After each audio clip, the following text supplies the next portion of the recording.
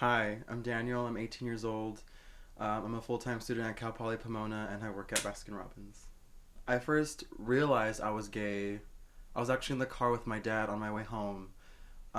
This was my sophomore year in high school, and there was this girl that I liked, like I was emotionally attached to, and I asked her, "Hey, how do I get this girl to like me?" Blah blah blah blah, and she said, "Well, first you have to."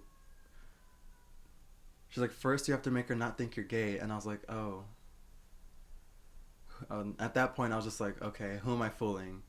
So on the ride home, I was like, "Wow, I'm gay!" Like, oh my god, I'm gay. And I just looked at my dad, and like in my head, I was like, "Wow, he's gonna hate me someday." Um, I think the first person I told was my friend Valerie. We were in Spanish class together, and I passed her a note. I was like, "Hey, guess what?" And she was like, "Oh my god, what?" And I said, "I'm gay." And she said, "Oh my god, Daniel, I already knew it."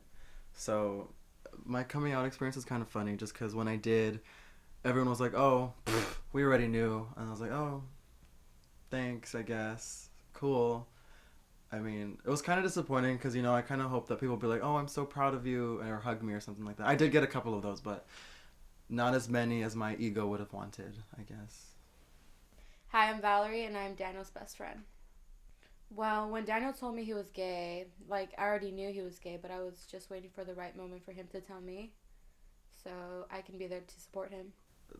The hardest part about being a homosexual was the emotional trauma that I went through with my parents.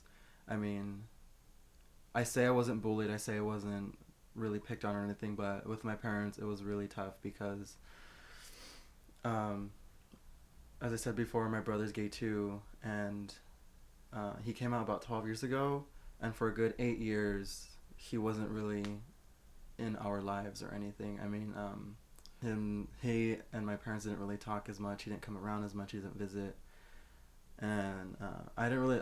I was little at the time, so I didn't really know what was going on. But I mean, to realize such a thing at such a youngish age is kind of weird because you want to talk to someone, but at the same time you really can't because you're scared of how they'd react towards you, and you can't go to. And I couldn't go to my parents, of course, because they're really homophobic, and so I was like really trapped.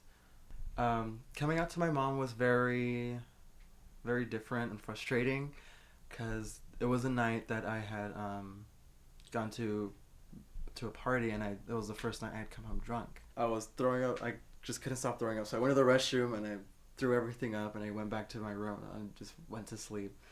And then my mom came in and she was like, "Daniel, are you drinking?" And I was like, "No, mom, I promise." There was just a lot of food there, and I ate so much that I binged, and it made me sick. And she's like, "Oh, okay, okay." So she went back to her room, and then again I threw up again. So she came back in. She's like, "Daniel, are you gay?" And I said, "No, no, no." And she was like, "Are you sure?" And I said, "Yeah, why?" And she said, "Cause I went through your yearbook and saw that someone wrote, 'Oh, I never had a gay friend like you.'" And at that point, I was like, "Shit." So I basically said, "Yes, yes, I am." And then at that point, she started crying, and then so did I. Coming out to my dad was actually the same thing. Um, at that point, I was kind of over it. So when my dad came in, um, he was like, "Daniel, mijo, are you gay?" And I was like, because I was trying to go to bed, so I was over the whole day, and I was like, "I can't lie, yes, I am."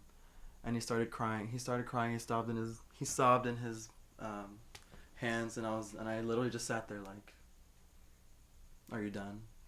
I'm ready to go to bed now." I didn't say that, but I thought that. I hate to. I mean, I feel bad for saying this, but I didn't really care how he reacted because